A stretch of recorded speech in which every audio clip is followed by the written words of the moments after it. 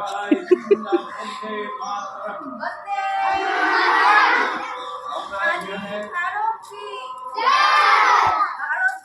কি জয়, 15 আগস্ট কি জয়, জয় হিন্দ, জয় হিন্দ, জয় হিন্দ, জয় হিন্দ, স্বাধীন ভারত কি জয়, 15 আগস্ট কি জয়, বন্দে মাতরম।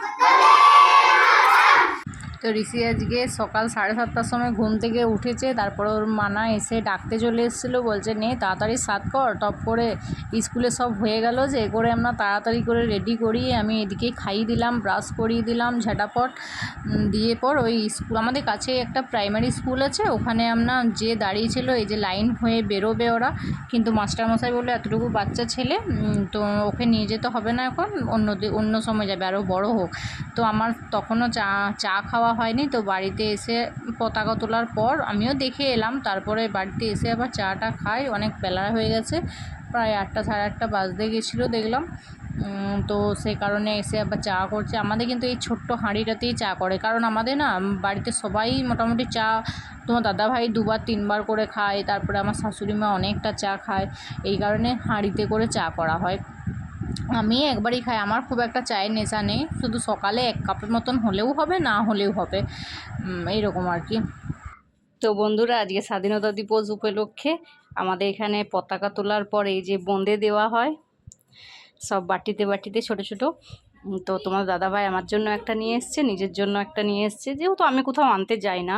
আর ঋষি গিয়েছিলো নিয়ে এসেছিলো, মানে আমাদের পাড়াতে আর কি। তো ঋষির এই যে বাটিতে করে খাওয়া হয়ে গেছে, কলা খেয়েছে, এখন দেখো ছাল টাল পড়ে আছে, এবারে সব ফেলবো। আর আমরা সকালবেলায় অতটা মিষ্টি খেতে ভালো লাগে না, তো পরে খাবো। তো এগুলো এখন রেখে দেবো, ঋষির সামনে রাখলে ঋষি কিন্তু আবার খেয়ে নেবে, তো সেই জন্য একটু তুলে রাখবো। ওর কিন্তু 2টো বাটি খাওয়া হয়ে গেছে অলরেডি, তো সেই জন্য এখন পরে দেবো ওকে আবার, মানে এখন না দিলেও চলবে, আর দেবোই না, এগুলো আমরাই খাবো। যতই যাই হোক, আনন্দ ফুর্তি হোক, দুঃখ কষ্ট হোক, রান্নাও করতে হবে, খেতেও হবে। তো আমাদের এখানে না স্বাধীনতা দিবসে প্রোগ্রাম হয়, ভেবেছিলাম প্রোগ্রাম দেখতে যাব, কিন্তু এই দুপুরের টাইমে তো রান্না বান্না আছে, কী করে প্রোগ্রাম দেখতে যাব। তো রান্না বান্না সবই করতে হলো। মাছের ঝোল করেছিলাম, তোমার দাদাভাই বললো বাজার যেতে হবে, আমি বললাম হ্যাঁ বাজারে মাছটা আনতে হবে, তো মাছটা থাকেনি, তো আবার বাজার গেল, মাছটা নিয়ে এলো শুধু, বাকি সব মোটামুটি বাড়িতেই ছিল। তো সেই কারণে মাছের ঝোল করলাম আর পেঁপের তরকারি করেছিলাম। আর কালকে না ওই বাঁধাকপি আলু পোস্তটা একটু ছিল, আর আজকে করলা ভাজা করেছিলাম। তো মোটামুটি এগুলো করে খাওয়া দাওয়া করে এই যে দেখো আমি ইন্ডিপেন্ডেন্স ডেতে আজকে সেজে নিয়েছি, একটু রিলস বানাবো। তো কালকেও বানিয়েছিলাম, তোমাদেরকে বলেছিলাম, কিন্তু ঘরটায় আলো আসছে না, খুব মুখটা দেখা যাচ্ছে না।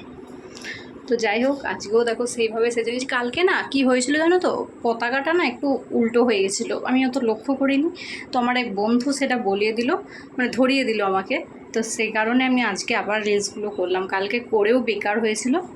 ঠিক আছে, তো চলো এখন রাখি, পরে আবার তোমাদের সাথে কথা বলবো, করে নিই তাড়াতাড়ি, ঠিক আছে।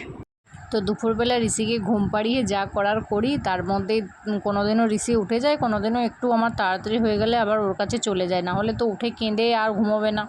তো এই তো ঘুম টুম ওর হলো, আমি আজকে ঘুমোতে পাইনি। তো এরপর আমরা দুজনে বসে আছি। আজকে এখন না ছাদে যাওয়াই হচ্ছে না, যাবো করা হচ্ছে, কিন্তু ঋষি বলছে না আমার এত ন্যাওটা হয়েছে, সব সময় আমার কাছে চিঠি থাকছে, তাহলে সেই কারণে আর যাওয়াই হচ্ছে না। তো এই তো ঋষিতে আমাতে সবাই নিচেই বসে আছি। আর বেলুন, ওকে ওর একটা কাম্মা আর কি বেলুন দিয়েছিল, ওর কাকাই আর কি ক্যাটারিংয়ের কাজ করে, ওখান থেকে নিয়ে এসেছিলো। তো একটা বেলুন ফাটিয়ে দিয়েছে, ঋষি এত ভয় পেয়েছে। তো যাই হোক, একটা ছোট্ট বেলুন আছে, এটা মানে মিয়ে গেছে না, কি বলবো, কমে গেছে। তো ওটা কুচকুচি করার জন্য করছিল, তো হচ্ছিল না।